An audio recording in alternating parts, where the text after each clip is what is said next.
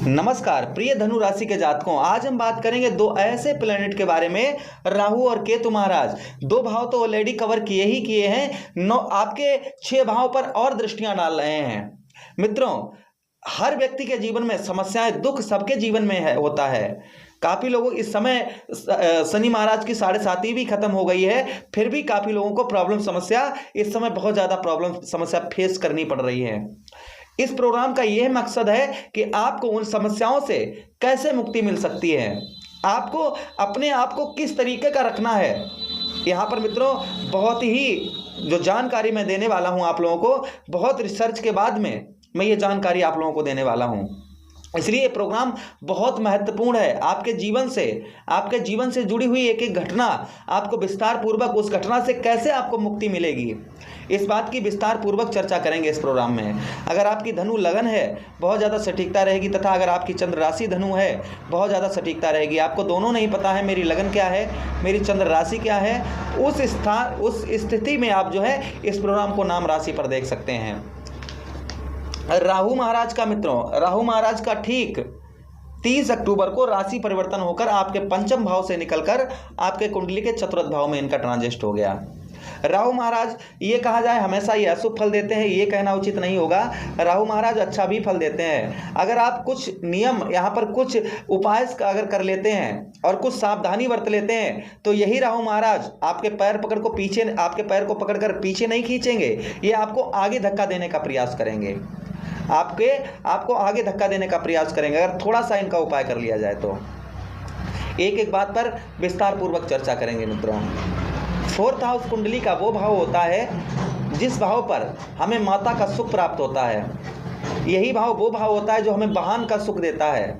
यही भाव वो भाव होता है जो हमें नई प्रॉपर्टी दूसरी लेने में हमें मदद प्राप्त करता है, प्रॉपर्टी दिलवाता है। यही भाव हमारी पैतृक भूमि पर विवाद वगैरह चल रहा है, उसको दूर करने का प्रयास करता है। यही भाव कुंडली का सुखों का भाव, हमारे दोस्त यार मित्र यारों का ये सुखों का भाव हो जाता है। जहां पर राहु महाराज का 30 अक्टूबर को राशि परिवर्तन होकर आपके यहाँ पर आ गए और ये 2025 तक यहाँ पर रहेंगे। आपके मित्रों चतुर्थ भाव के स्वामी कौन है? गुरु बृहस्पति हैं। जो आपको ये सुख, आपके लगन के स्वामी कौन है? गुरु बृहस्पति हैं। और चतुर्थ भाव के भी स्वामी गुरु बृहस्पति हैं। आपको अपने लग्नेश का सबसे पहले उपाय करना चाहिए। यहाँ पर आपको राहु महाराज यहाँ पर बैठे हैं, ये आपको प्रॉपर्टी का भी सुख देंगे।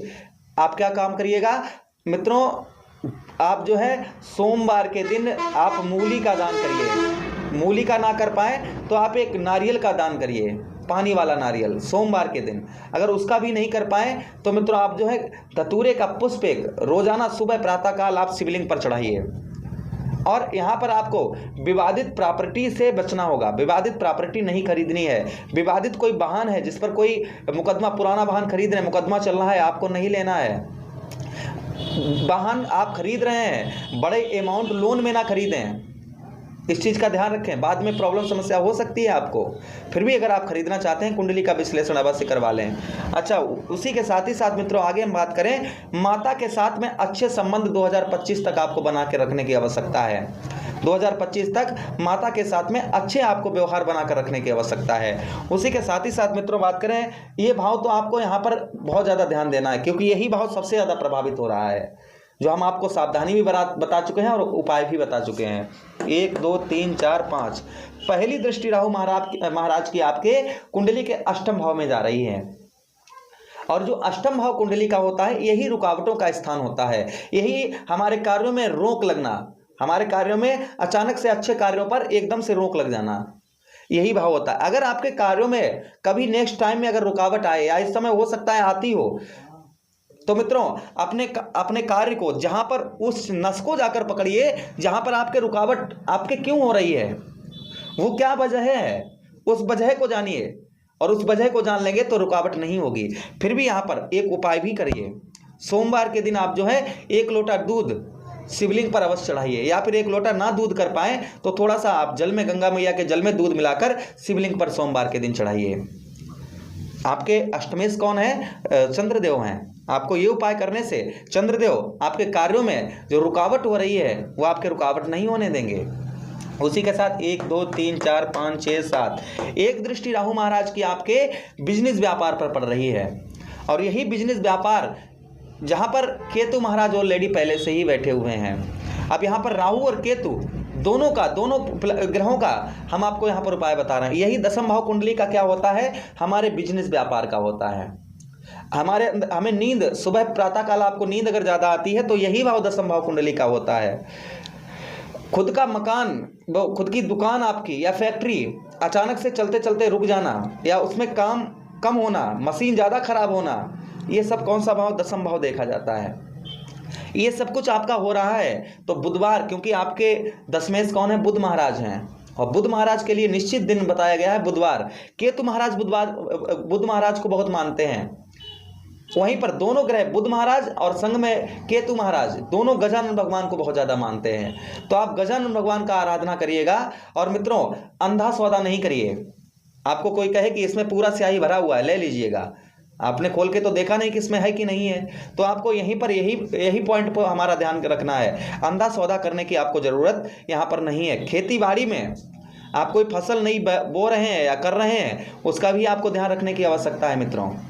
अच्छा, उसी के साथ ही साथ 1 2 3 4 5 6 7 8 9 एक दृष्टि राहु महाराज की आपके ठीक कुंडली के 12वां भाव अच्छा नहीं माना जाता। इसी को हम व्यय भाव कहते हैं, खर्चे का स्थान कहते हैं। यही खर्च भाव हो जाता है।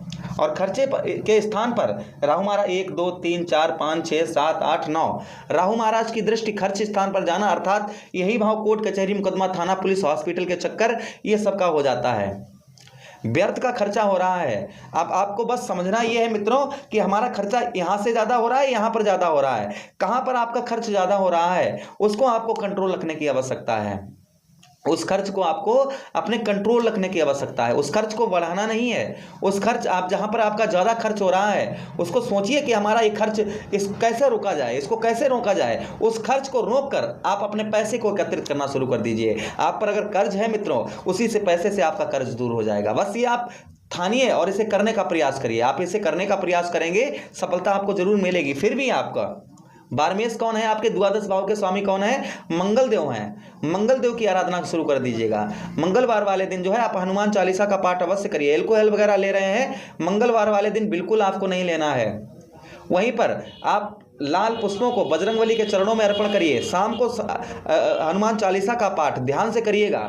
हनुमान चालीसा का पाठ शाम को, या फिर आप मित्रों हनुमान चालीसा का पाठ कर रहे हैं, कोई लाभ नहीं मिल रहा है, आप जो है वहीं पर आप सुंदरकांड का पाठ, कुछ आप पूरा ना कर पाए तो कुछ सुंदरकांड का पाठ यहाँ पर करना शुरू कर दें।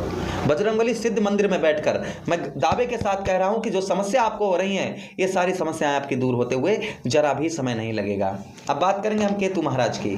केतु महाराज आपके बिजनेस व्यापार पर बैठे हैं, जिनका हम आपको पहले ही दशम भाव में बैठे हैं उपाय बता चुके हैं कि गणेश जी भगवान पर आप बुधवार के दिन आप दुर्वा अर्पण करिए।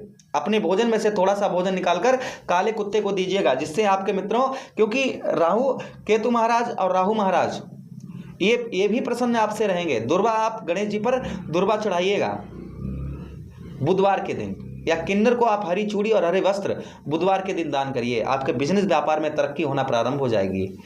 सावधानी भी बता चुके हैं। 1 2 देखिए 1 2 3 4 5 परिवार में हो रहा ग्रह कलेश या आपका पैसा फंस जाना बार बार, अगर ये आपके साथ में हो रहा है मित्रों, पैसे को यहाँ पर आपको अपने खर्च संभाल कर रखने की आवश्यकता है। पैसे किसी को दे रहे हैं, बड़ा अमाउंट धन या छोटा अमाउंट धन दे रहे हैं, सामने वाले व्यक्ति को सोच समझ कर आपको धन देना है मित्रों। धन के मामले में आपको सावधानी बरतने की आवश्यकता रहेगी 2025 तक।